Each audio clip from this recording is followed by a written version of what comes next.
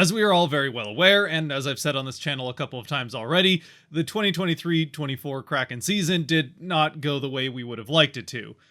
So now that the dust has finally started to settle a couple of weeks later on the season, let's take a chance to look back and review the season that was. The Kraken finished the season at 34, 35, and 13, which does put them just 1 point shy of NHL 500 for 81 points in 82 games, and it is technically just ever so slightly closer record-wise to how they finished their second season last year with 100 points, where they then went to the playoffs and made it to Game 7 of the second round. Although even with that being said, it still ends up feeling a lot more similar to that horribly disappointing 60-point inaugural season, and not just because the Kraken missed the playoffs or because of the heightened expectations coming into the season given how the previous one had gone.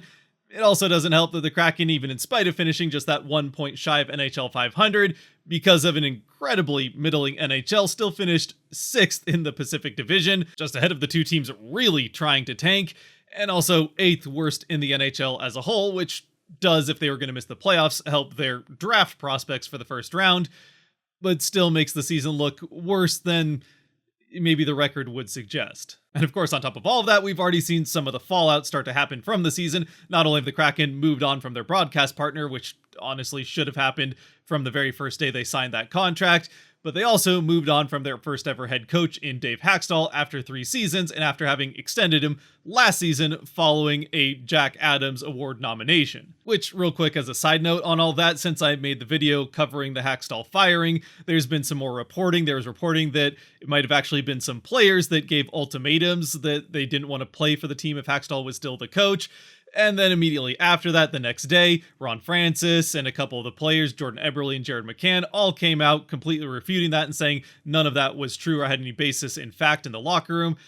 And well, I think the truth is probably somewhere in the middle of all of that. I tend to think it's a little bit closer to what Ron Francis and the two players were reporting. I know for a fact that it's a pretty tight locker room, and there's just absolutely no way that there could be a significant portion of that locker room that feels strongly enough about not wanting to play for Haxtell that they would give ultimatums in even a one-on-one with the GM, and that it wouldn't have come out to a point where players like McCann or certainly a leader like Eberle would have heard about it at some point over the course of the season. Now I could potentially believe something along the lines of, after a disappointing, frustrating season, that a couple of players in those one-on-one interviews with Ron Francis might have said something along the lines of suggesting that a change in coaching might help the team going into the future, but I can't even really believe an ultimatum, much less that it would have happened from a significant portion of the team, as was suggested in the report. But anyway, that can be a discussion for a different time, or maybe down in the comments section. At this point, it hardly really matters. Haxtell is no longer the head coach, and the Kraken are searching for a new one before the beginning of next season. As for then what led to that and the finish of this disappointing season and what went wrong for the Kraken this season,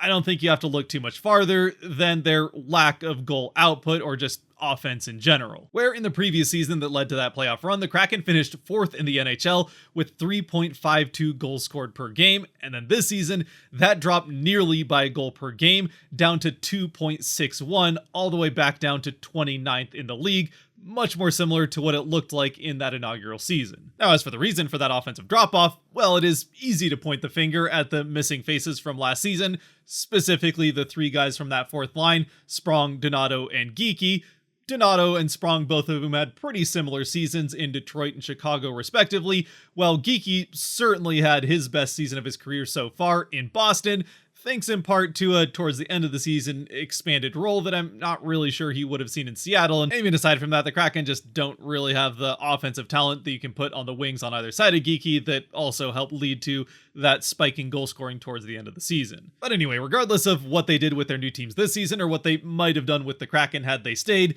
the 3 of them added up for 44 goals in that playoff run that the Kraken had, or at least during the regular season that led to the playoff run, that were then missing from the Kraken lineup this season. Of course, they weren't straight up missing, and while that is a significant chunk of the 75 goal difference from last season to this one,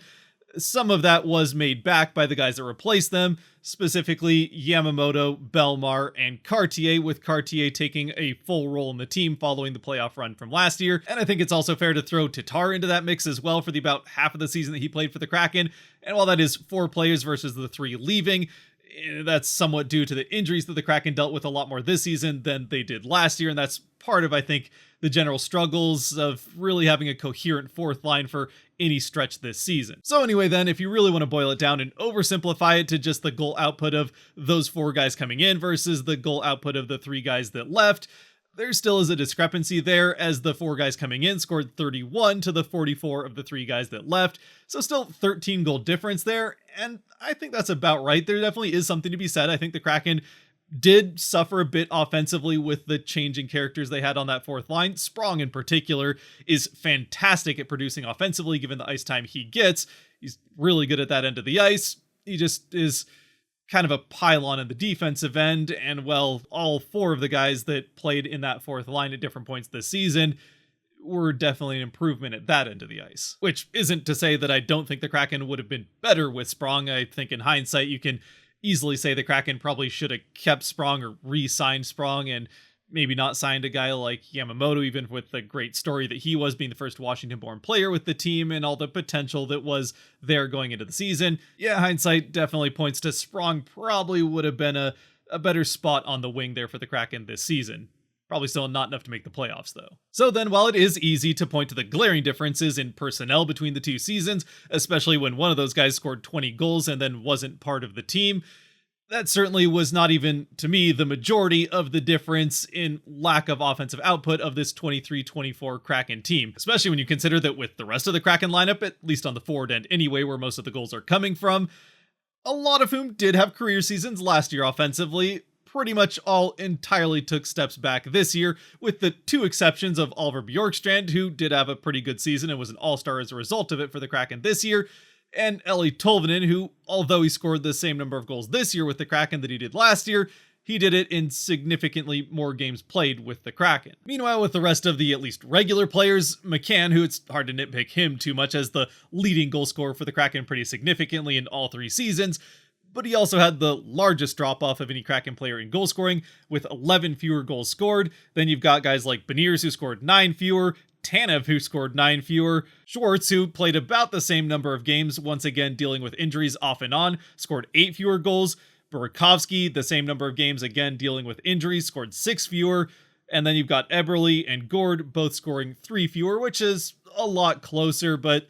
still it's minuses in that category. So clearly then it was an issue that was pretty much team-wide, and while sure, it does help to have a more reliable and threatening offensive fourth line like the Kraken had last year, it certainly cannot explain the incredible drop-off team-wide that the Kraken had offensively. There is one other stat, though, that does help tell a little bit more of the story of the Kraken offensive struggles this season, and that would be shooting percentage, where the Kraken were pretty much right back to where they were in the inaugural season, with a 9.1 shooting percentage in the inaugural season. They were just 0.1 below that at straight up 9%. In both seasons, that was easily in the bottom 5 in the league. This season for the Kraken, that placed them 29th overall in shooting percentage. Whereas last season, they finished with a second best in the NHL, 11.6 shooting percentage,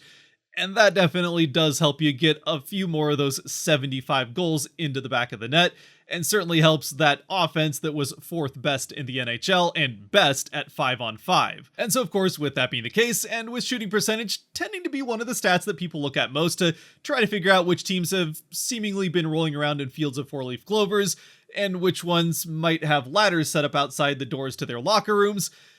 luck very well may have played a role in the Kraken lack of offense this season versus last season. And I think anybody that watched a significant number of the Kraken games this season saw that manifest itself in either just consistent bad bounces around opposing nets, or just the Kraken consistently hitting goaltenders at the wrong time right when they were getting hot, something we saw quite a bit in the inaugural season, then once again this year, with a number of Kraken players just constantly feeling like they were snake bitten and couldn't get anything to bounce their way to save their lives, especially Andrei Burakovsky comes to mind, or Matty Beniers for that matter. And let's face it, while luck might sound like an excuse for a reason of not playing as well,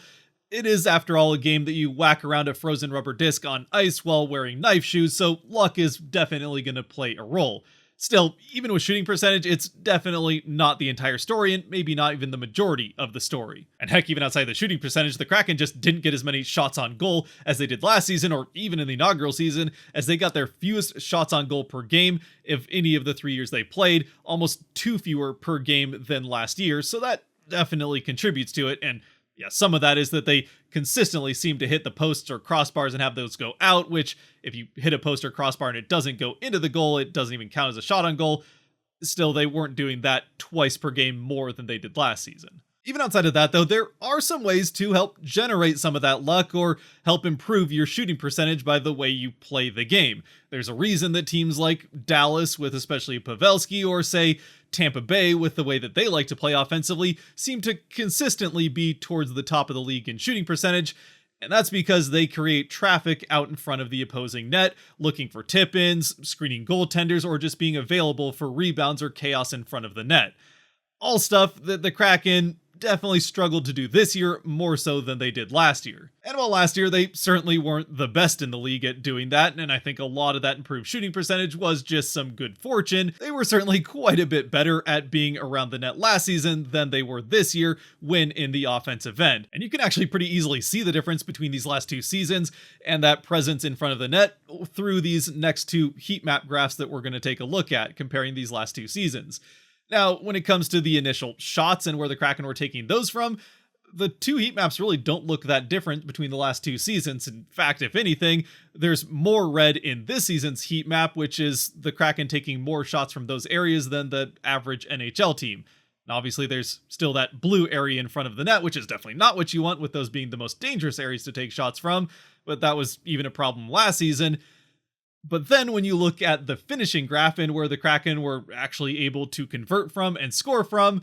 well, once again, this season, there's a whole lot of blue all up around those dangerous areas in and around and in front of the net. Versus last season, it is pretty much dark red all around the net. Once again, pointing to the ability of last year's Kraken team to capitalize on those opportunities and generate those opportunities right up in those dangerous areas in front of the goaltender. Now, just as a point of reference and to point out that it's not all doom and gloom for the Kraken offensively from this season, using these same graphs and especially the one of the initial shot heat map,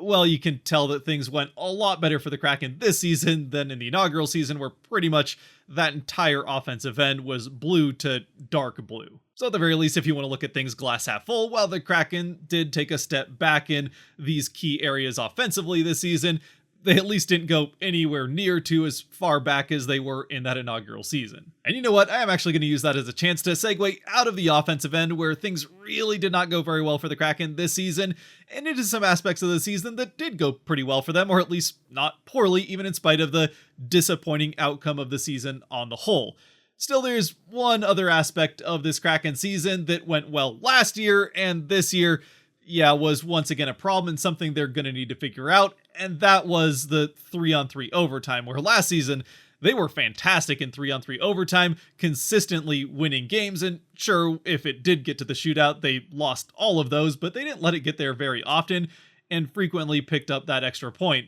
where this season, well, they do have the 13 overtime or shootout loss points, so clearly things did not go nearly as well. They did win 3 overtime games and another 3 via shootout, so at least the shootout went better, but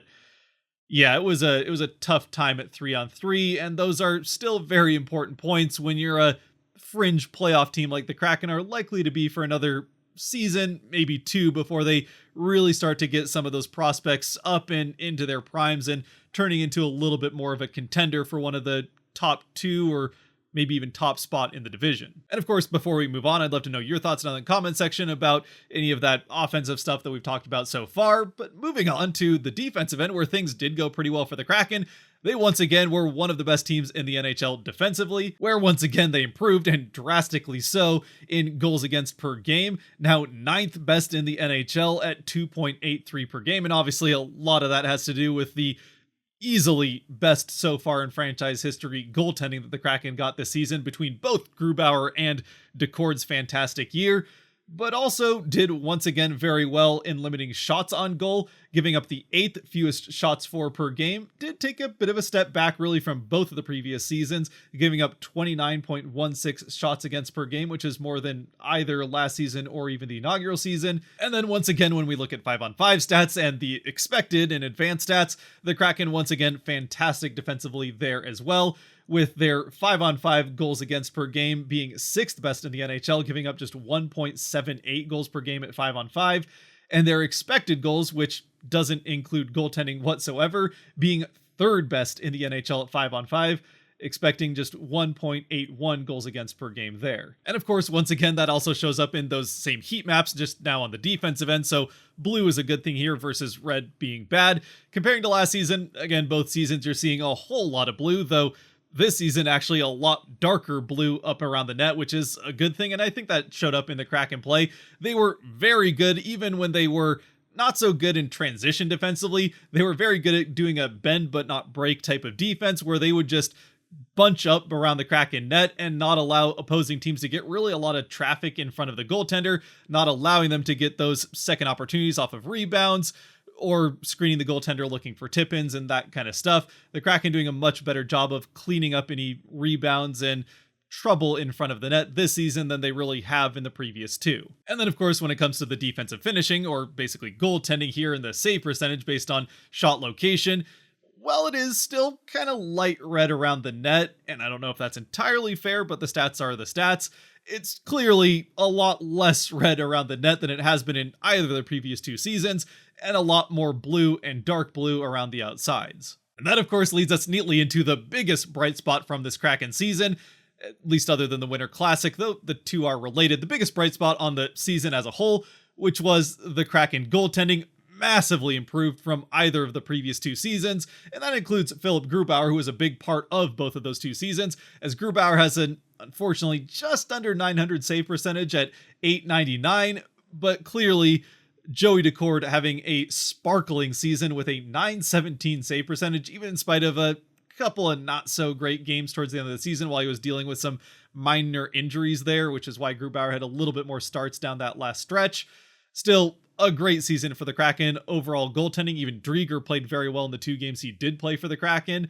And the Kraken, in the end, finishing with a 9th best in the NHL, 909 save percentage, which that 9th best is way up from a previous franchise best of 30th best from the previous season, as they were 31st in the inaugural season. And I can get more into the individual seasons of Grubauer and Drieger when I get to player grades. But yeah, just a fantastic season from really both of them goaltending-wise, and if the Kraken can continue to get that kind of goaltending behind what is going to be a slightly different defense and defensive scheme under a new head coach next season, then that definitely should lead to some success. If they can maintain their defensive ability under a new coaching regime and improve things offensively, they should have no trouble making the playoffs for quite a bit of the next few years in the future. And finally then, to round things out, with special teams for the Kraken, once again, this is a bit of a liability for the team really at both ends. The power play actually was improved this year from the last two, as they finished 17th in the NHL with a 20.7 power play percentage, which is considerably up from the inaugural season where they only scored 14.5% of the time, finishing 29th there. And they did improve last year to 21st in the NHL with a 19.75. Still, you want to be on the north end of that 20% where the Kraken finally were this season. Unfortunately, the penalty kill is really not pulling its weight and hasn't been since the Kraken came into the league, which is a little bit odd since they're so good defensively. Still, they're once again in the bottom third of the league, or nearly in the bottom third of the league, 20th there, as they finish the season with a 78.8% kill percentage, which again, I suppose is an improvement over the previous two seasons, but you definitely need that to be better. Of course, as far as any of that's concerned, I don't really know that it's worth breaking down how the Kraken special teams went, since with a new head coach and new special teams coaching, it's likely to change pretty drastically next season. And of course, finally, as always, I'd love to know your thoughts down in the comment section below on everything that's happened this Kraken season. If there's anything you felt I left out, again, I'll get to more individual player stuff with player grades that will either be one video that will be a long one, or I'll split it up by forwards and then defensemen and goalies. We'll figure that out. Those videos are yet to come, as well as the Kraken Awards, which voting is still up on Patreon if you're interested, but that will be closing soon, as I'll be getting that video out here in the near future as well. So finally get things wrapped up here on this Kraken season. It got pushed back a little bit with all the chaos around the Root Sports news and then the Hackstall news, and who knows when they'll end up hiring a new head coach. So if that happens sometime soon, which I kind of wouldn't expect it to happen until at least around the draft, when we know what coaches might get fired after playoff runs or come to an end and all that stuff. Anyway,